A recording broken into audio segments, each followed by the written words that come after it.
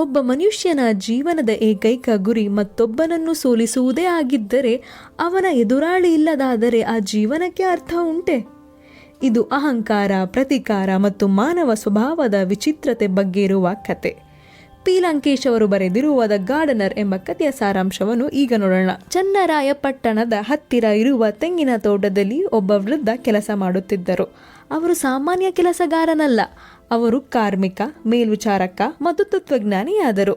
ಅವರು ಬಂದ ನಂತರ ತೋಟದ ಮಾಲೀಕ ಶ್ರೀಮಂತನಾಗುತ್ತಾನೆ, ಸಂಪತ್ತು ಮತ್ತು ಜಮೀನು ಹೆಚ್ಚಾಗುತ್ತದೆ ಮತ್ತು ಅವನು ಸೋಮಾರಿಯೂ ಆಗ್ತಾನೆ.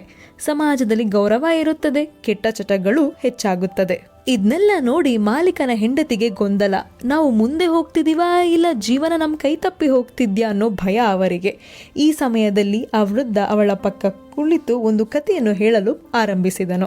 ಒಂದು ಊರಲ್ಲಿ ತಮ್ಮಣ್ಣ ಎಂಬ ವ್ಯಕ್ತಿ ಇದ್ದನು. ಅವರ ಬಳಿ ಎಲ್ಲ ಇತ್ತು: ಜಮೀನು, ಹಣ, ಪ್ರಭಾವ, ಗೌರವ. ಇದ್ರ ಜೊತೆಗೆ ಅವರ ಜೀವನದ ಕೇಂದ್ರವಿಂದು ಬಸವಯ್ಯ ಎಂಬ ವೈರಿಯೂ ಇದ್ದರು. ಪೈಪೋಟಿ ನಿಧಾನವಾಗಿ ಶುರುವಾಯಿತು.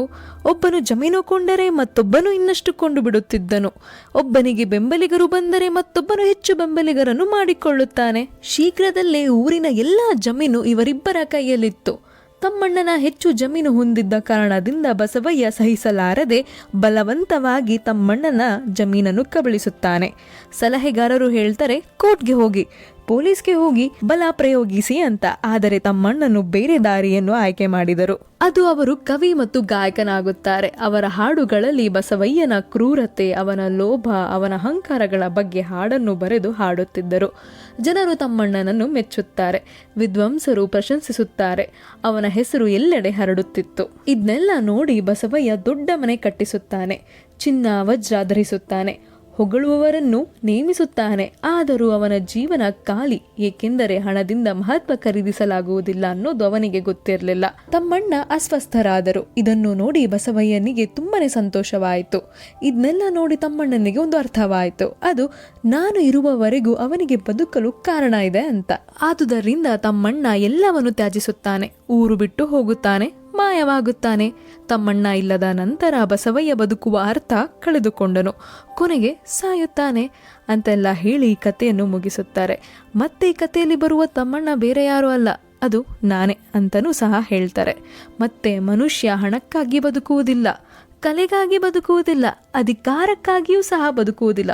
ಅವನು ಪ್ರತೀಕಾರ, ಅಹಂಕಾರ ಮತ್ತು ಪೈಪೋಟಿಗಾಗಿ ಬದುಕುತ್ತಾನೆ. ತೆಂಗಿನ ತೋಟದ ಮಾಲೀಕನ ಜೀವನವು ಇದೇ ರೀತಿಯದು ಎಂದು ವೃದ್ಧ ಅವರ ಹೆಂಡತಿಗೆ ಸೂಚಿಸುತ್ತಾನೆ. ಕೊನೆಯಲ್ಲಿ ವೃದ್ಧ ಹೇಳ್ತಾನೆ, ಇದನ್ನೆಲ್ಲ ನೀನು ನಿಜ ಅಂತ ಏನು ಅನ್ಕೋಬೇಡ, ಬರೀ ಕನ್ಸಾಗಿ ಅನ್ಕೋ ಅಂತ ಹೇಳ್ಬಿಡ್ತಾನೆ. ಅಂತ ಹೇಳಿ ಕಥೆಯನ್ನು ಮುಗಿಸಿದರು. ಸೊ ಫೈನಲಿ ಈ ಕಥೆಯಿಂದ ನಮ್ಗೇನು ಅರ್ಥ ಆಗತ್ತೆ ಅಂದ್ರೆ, ಕೊನೆಗೆ ಮನುಷ್ಯ ಏನೂ ಅಲ್ಲ, ಆದರೂ ಬದುಕಲು ಶತ್ರುಗಳನ್ನು ಸೃಷ್ಟಿಸುತ್ತಾನೆ, ಕಥೆಗಳನ್ನು ಕಟ್ಟಿಕೊಳ್ಳುತ್ತಾನೆ, ಮತ್ತೆ ತನ್ನದೇ ಕನಸುಗಳಲ್ಲಿ ಬದುಕುತ್ತಾನೆ. ಅತ್ಯಂತ ಅಪಾಯಕಾರಿ ಯುದ್ಧಗಳು ಸಂಬಂಧಗಳಲ್ಲಿ ನಡೆಯುತ್ತವೆ. ಅದು ಶಬ್ದವಿಲ್ಲದೆ, ರಕ್ತವಿಲ್ಲದೆ, ಆದರೆ ಮನಸ್ಸನ್ನು ನಿಧಾನವಾಗಿ ನಾಶ ಮಾಡುತ್ತದೆ. ನಿಮ್ಗೆಲ್ಲ ಒಂದು ಪ್ರಶ್ನೆ ನಾ ಕೇಳ್ತೀನಿ, ಅದು ನಿಮ್ಮ ಜೀವನವನ್ನು ನಿಮಗಾಗಿ ಬದುಕುತ್ತಿದ್ದೀರಾ ಅಥವಾ ಇನ್ನೊಬ್ಬರನ್ನು ಸೋಲಿಸಲು ಬದುಕುತ್ತಿದ್ದೀರಾ ಅನ್ನೋದನ್ನ ಕೆಳಗೆ ಕಮೆಂಟ್ ಮಾಡಿ. Thanks for watching. ಈ ವಿಡಿಯೋ ನಿಮ್ಗೆ ಇಷ್ಟ ಆಗಿದ್ರೆ like, share, comment, subscribe to our channel.